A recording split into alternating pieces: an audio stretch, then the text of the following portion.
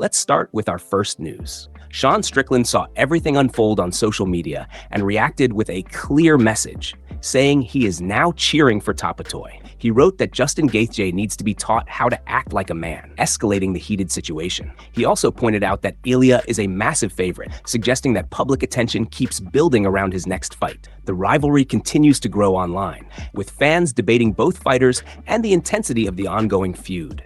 Strickland's reaction added more fuel to the fire, turning a simple exchange into a bigger talking point in MMA circles. As tensions rise, Ilia and Justin remain central figures in one of the most discussed matchups right now. Fans continue reacting strongly as both names trend across the MMA community. The comments from Strickland quickly spread, sparking debates over respect, discipline, and fight promotion. Some supporters agreed with his stance, while others defended both Gaethje and Ilia in the ongoing rivalry. The situation highlights how quickly MMA narratives escalate through social media interactions. With every new reaction, the conversation around the potential fight continues to gain momentum. Strickland's blunt tone once again shows his tendency to stir controversy within the sport. Meanwhile, Justin Gaethje and Ilia remain at the center of growing anticipation from fans and analysts. Every statement from fighters and insiders continues to shape public perception of the matchup. The online debate shows no signs of slowing down as discussions intensify across platforms. Strickland's remarks have added another layer of drama, keeping fans engaged as they await official announcements regarding the next big UFC card. Social media reactions continue to amplify the story, ensuring that both Ilia and Justin stay in the spotlight for the foreseeable future without any slowdown in interest globally rising. Move on to another news. Let's get started with Justin Gaethje and Ilia heated back and forth. As we've been covering on the channel, the feud between Justin Gaethje and Ilia has been heating up and things are getting even more intense after the two went back and forth on social media. When the fight was first announced, things were respectful.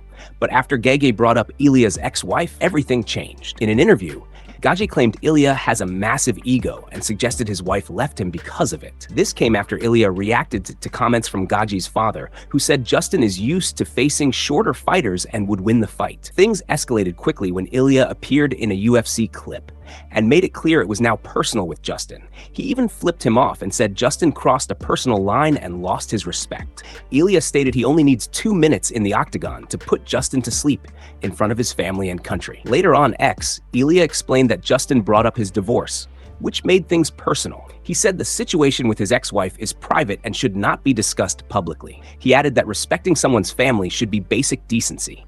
Justin fired back, denying that he mentioned Ilia's wife and called him insufferable and immature.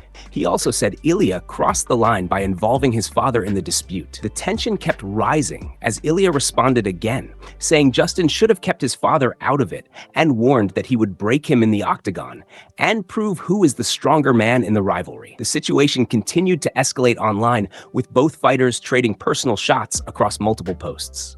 Fans reacted strongly as the rivalry turned from professional respect into a heated personal conflict. Both sides doubled down on their statements and refused to back away from the confrontation.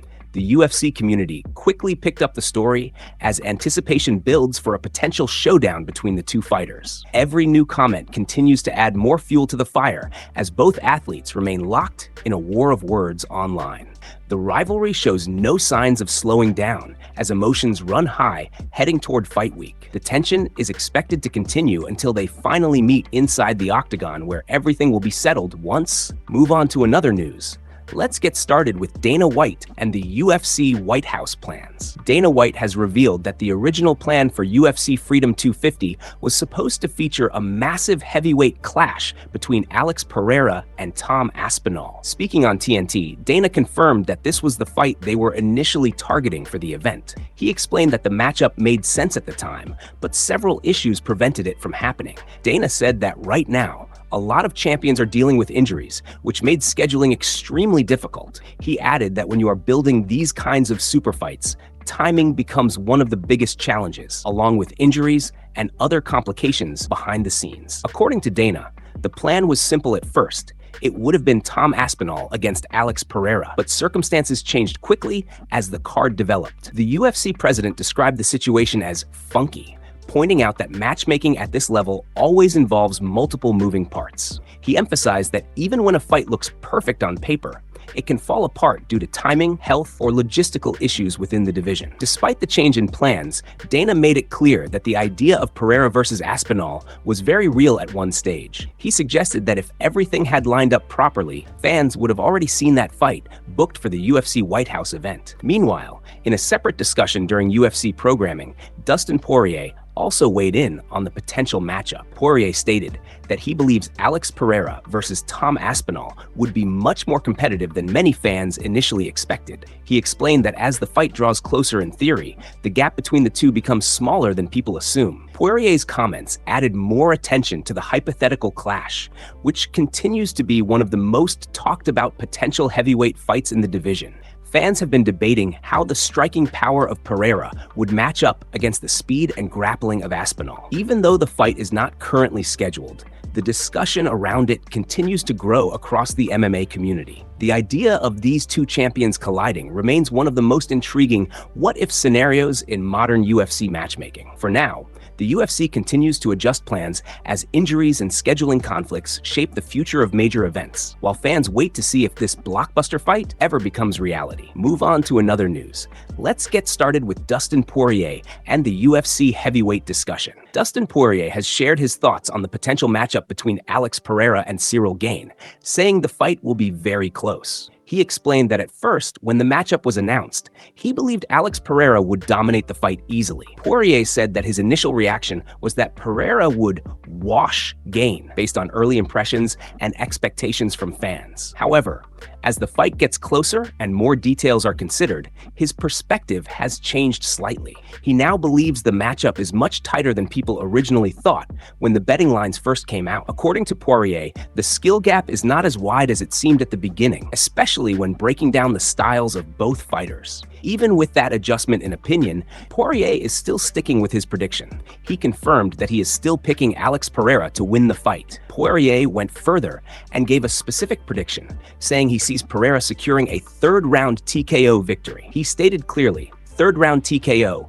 you heard it here first," making his confidence in the prediction obvious. His comments quickly caught attention from fans who are debating whether Pereira's power and timing will be enough against Gane's movement and technical striking. The matchup continues to generate major discussion in the MMA community, especially because both fighters are considered elite in their divisions. Many analysts believe that Gane's footwork and reach could create problems for Pereira, while others argue that Pereira's knockout power remains the deciding factor. Poirier's prediction adds another layer of excitement, especially as he is one of the most respected voices in the lightweight and overall UFC scene. Meanwhile, recent UFC updates and statements from Dana White have also added more speculation around future heavyweight matchups and potential super fights. The division remains one of the most unpredictable in the sport, with top contenders constantly shifting in position due to injuries and scheduling changes. Fans continue to debate outcomes, breaking down every possible angle as anticipation builds for upcoming events. For now,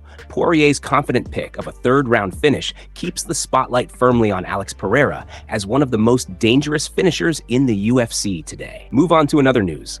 Let's get started with Ilia and the potential Islam Makhachev fight. In a recent interview inside a shoe store for Complex, Ilia spoke about the possibility of facing Islam Makhachev and made his mindset very clear. He said the fight could happen against Islam Makhachev, and he does not care about size differences or physical advantages. Ilia explained that someone asked him whether it would be a disadvantage to move up and fight a bigger opponent with more height and weight, but he dismissed that idea completely, saying those details do not matter to him when he is looking for a fight. He stated that if he were walking down the street and someone confronted him, he would not stop to ask about their height, weight, or physical build. Instead, he said his reaction would be simple and direct, just "let's go," showing his aggressive and fearless mindset. Ilia emphasized that this is exactly how he thinks when he is chasing big fights and high-level competition. He made it clear that his focus is not on physical comparisons, but on testing himself against the best fighters in the world. He added that the idea of fighting Islam Makhachev is something he really wants to make happen.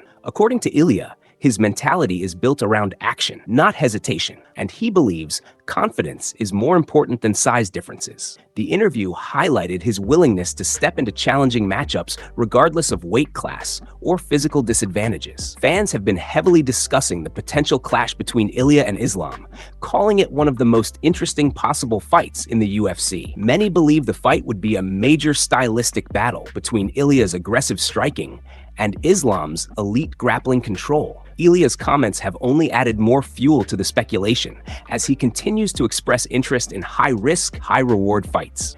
He also suggested that he is fully committed to making the matchup happen if the opportunity becomes available. The conversation around this potential fight continues to grow as both fighters remain dominant forces in their divisions. Ilia's mindset reflects his confidence and belief that he can compete with anyone, regardless of size or reputation. For now, fans are left waiting to see whether this highly anticipated matchup will become a reality in 2026 or beyond. Move on to another news. Let's get started with Alex Pereira, Ciryl Gane, and Tom Aspinall's heavyweight situation. Alex Pereira and Ciryl Gane have reacted to the ongoing situation involving Tom Aspinall and reports that he is refusing to fight under his current deal. As it stands, the winner of the upcoming fight between Pereira and Gane is expected to face Tom Aspinall next for the title picture. However, there is still major uncertainty surrounding Aspinall's return due to ongoing eye injury issues and questions about his future in the UFC. Recent rumors have also added more doubt about whether he will be ready to compete anytime soon. Speaking on UFC on TNT, Alex Pereira was asked if he believes a fight with Aspinall will happen if he defeats Gane at UFC Freedom 250.